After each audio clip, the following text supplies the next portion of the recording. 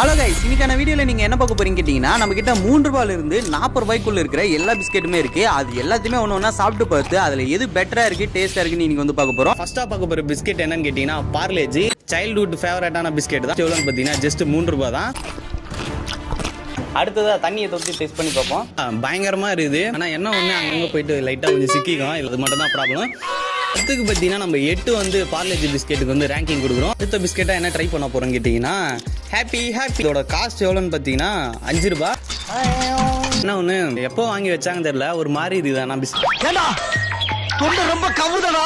10க்கு பார்த்தீங்கன்னா இது வந்து 6 தான் கொடுப்போம். அடுத்ததான் நம்ம லிஸ்ட்டில் இருக்க போகிற பிஸ்கெட் என்னன்னு கேட்டிங்கன்னா குட் டே.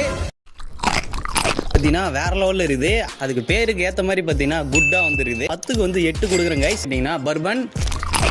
இதில் வந்து மாத்திரை வாசனை வருது, எல்லாமே கசக்கிற மாதிரியே வந்துருது. அவ்வளவுதான், டைம் முடிஞ்சது. 35,000 ஓம்ப வச்சுட்டு